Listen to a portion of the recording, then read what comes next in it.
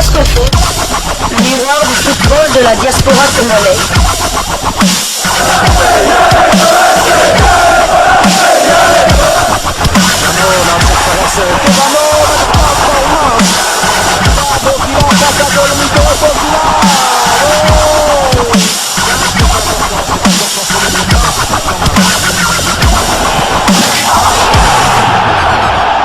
Diascofoot, le miroir du football de la diaspora congolaise. Vous êtes sur Diascofoot, le miroir du football de la diaspora congolaise. Diascofoot vous dit bonjour, tout le plaisir est pour nous de vous retrouver, mais surtout de savoir que vous êtes nombreux en train de suivre votre chaîne YouTube dédiée uniquement aux footballeurs de la diaspora congolaise.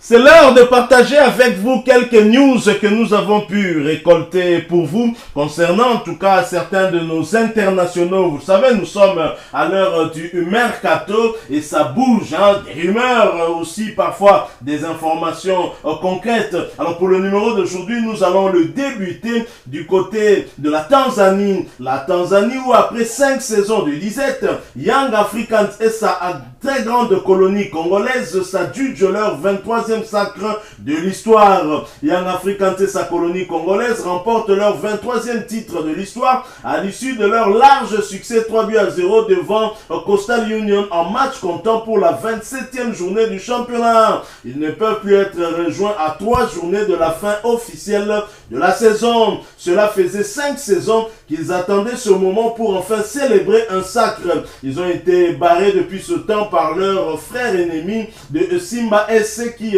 raflait tout. Au passage, les 6 internationaux congolais de cette formation de Young Africans ont bien évidemment très largement contribué à ce succès cette saison. Il s'agit entre autres de Fiston Maël Kalala, meilleur buteur du championnat avec 15 buts à son actif. Et la saison n'est pas encore terminée, il pourrait encore améliorer ses statistiques. Il est également héritier et Makambo, Chico Ushindi, ancien du tout-puissant Mazembe. Anglebert, Yannick Bangala, ancien de Daring Club Motema Pembe de l'AS V Club. Jésus Mouloko du Capel et Juma Chabani, ancien du FC Renaissance et de l'AS V Club. Et Chico Ushindi ainsi que Fiston Maël ont été buteurs lors de ce match qui a justement confirmé leur sacre cette saison. Ils sont rassurés de terminer en tête du championnat. Quoi qu'il arrive, ils comptent désormais 67 points contre 51 à leur rival, leur poursuivant direct Simba SC. Ils vont croiser Police Tanzania lors de la prochaine journée. Ce sera le mercredi 22 juin prochain. Et donc on peut dire que les dirigeants de ce club de Young Africans ont bien fait de venir chercher quelques joueurs congolais. La majorité sont de l'AS V Club et qui finalement leur offre ce 23e sacre. Et après avoir patienté pendant 5 ans, félicitations à Young Africans, mais surtout félicitations à nos internationaux congolais, puisque la plupart des joueurs congolais qui évoluent dans cette équipe ont souvent été appelés en équipe nationale. Et le dernier d'ailleurs qui a fait partie de ce contingent qui devait jouer les 2 premières journées des éliminatoires de la Coupe d'Afrique Côte d'Ivoire 2023, c'était le latéral droit Juma Acha Abani. Alors nous poursuivons avec ces quelques news. Nous allons cette fois-ci parler mercato, des informations. Oui, nous avons quelques informations en ce qui concerne certains de nos internationaux. Nous en parlons après cette courte pause. Diascofoot, le miroir du football de la diaspora congolaise. Un club italien veut relancer le capitaine de Léopard de la RDC, Marcel Tisserand. Le divorce entre Marcel Tisserand et son club de Fenerbahçe serait déjà acté. À en croire le quotidien turc Photomak, le capitaine de Léopard de la République démocratique du Congo ne rentrerait pas dans les plans de son nouvel entraîneur Jorge Jesus. Ce dernier aurait alors décidé d'écarter le joueur congolais de la liste des joueurs éligibles pour la saison prochaine. Cependant, le défenseur congolais ne restera certainement pas longtemps dans le chômage puisqu'il serait déjà une priorité du club italien de l'Udinese. Après la France, l'Allemagne ainsi que la Turquie, le capitaine des Léopards pourrait donc poser ses valises en Italie s'il arrivait à trouver un accord avec l'Udinese, rapporte la même source qui confirme des pourparlers très avancés entre Tisserand et le club italien. Il faut signaler qu'à l'issue de la saison dernière, Udinese a terminé 12e de Serie A avec 47 points en 38 matchs. C'est vrai que ce serait une bonne destination aussi pour Marcel Tisserand, lui qui aura connu 3 grands championnats européens. Il a débuté en France, bien évidemment, où il a été formé. Ensuite, il est allé du côté de l'Allemagne, notamment à Wolfsburg, pour enfin débarquer en Turquie du côté de Fenerbahçe. Mais depuis quelques mois maintenant, il avait quelques problèmes au sein de ce club. Il avait perdu sa place des titulaires. Il n'était pas vraiment trop en jambes de ce côté-là. Et s'il est sollicité à l'Udinese, c'est qu'au niveau de ce club italien, on a besoin de lui. On pense qu'il peut apporter beaucoup de choses à ce club qui a su se maintenir en Serie A cette saison. Nous souhaitons en tout cas que ces pourparlers puissent aboutir justement à un contrat, à un résultat concret afin que Marcel Tisserand puisse goûter à une nouvelle expérience dans un autre championnat, l'un des meilleurs championnats européens aussi, dont la saison a vu le sacre de l'AC Milan. Et c'est vrai que Marcel Tisserand aura bien besoin de se relancer dans un club où peut-être on lui fera confiance, il aura peut-être un peu plus de temps de jeu. Alors puisque nous parlons d'un club italien, sachez que l'AC Milan serait derrière le demi-dieu congolais, le vice-capitaine des Léopards de la République démocratique du Congo, Chancel Mbemba Amangoulou. En effet, le Milan AC, l'Olympique de Marseille, l'Olympique Lyonnais et ces clubs européens qui s'arrachent pour s'attacher les services de Chancel Mbemba. Alors que son contrat avec le FC Porto connaîtra à son terme dans 2 semaines, Chancel Mbemba est en quête d'un point de chute. L'international congolais ne manque pas de prétendants, déjà très convoité en France. Le Léopard l'est également du côté de la Turquie et même en Italie. Après 4 saisons en Ligue Anos, le défenseur central RD congolais s'apprête à quitter le club portugais. Au milieu d'une marmaille de prétendants, les Congolais se cherchent toujours la meilleure destination possible.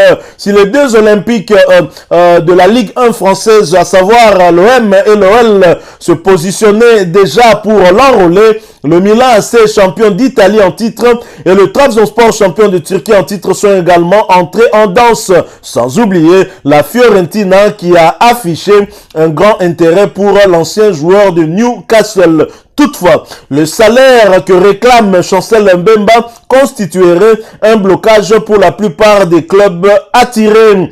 Bien évidemment, tout comme Porto, le club turc ne saurait en tout cas lui garantir la somme de 3 millions d'euros qu'il demande pour signer dans un club. Il avait demandé cette somme-là pour prolonger avec Porto et Porto a fait savoir aux joueurs qu'il n'était pas en mesure de lui offrir ce salaire-là. Et donc, n'avait pas d'autre choix que de laisser passer son meilleur défenseur cette saison.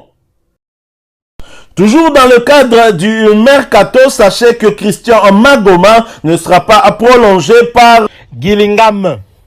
Christian Magoma va quitter le club anglais de Gillingham, qui a été relégué en 4e division anglaise à l'issue de son contrat de 2 saisons prenant fin ce 30 juin. Âgé de 24 ans, le défenseur central international congolais n'aura visiblement pas convaincu au sein de cette formation. Il n'a pas réussi à s'imposer en 2 saisons où il n'a joué que 12 matchs. La première moitié de la saison dernière, il a été prêté du côté de Eastleigh, une équipe de D5 anglaise où il aura joué 18 matchs avec un but inscrit. Rappelé de près lors de la 2e moitié de saison, le joueur formé à Tottenham n'a pas disputé la moindre minute jusqu'à la fin du championnat. Voilà donc, et nous allons bien sûr rester toujours en Angleterre, où nous continuons en tout cas à parler mercato, et cette fois-ci en première ligue du côté de West Ham United, vous l'avez compris, c'est pour parler de l'international congolais latéral gauche Arthur Maswaku qui a à carte blanche.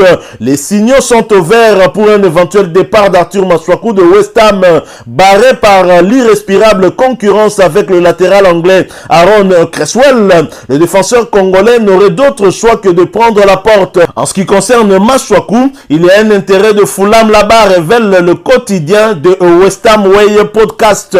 Une situation qui ne ferait que les affaires des Londoniens, étant donné que le club a dit qu'il pouvait y aller s'il avait le bon club. Donc Fulham, avec l'ancien manager Marco Silva qui a déjà travaillé avec lui, cherche peut-être à conclure cet accord. Le joueur âgé de 28 ans serait évalué aujourd'hui à 4,5 millions de livres sterling, une somme qui pourrait refroidir les avancées de Fulham FC. Fulham, un club en tout cas où évolue déjà l'international congolais Niskens Keebano. Alors, quittant l'Angleterre et Arthur Masuaku, allons du côté de la Belgique.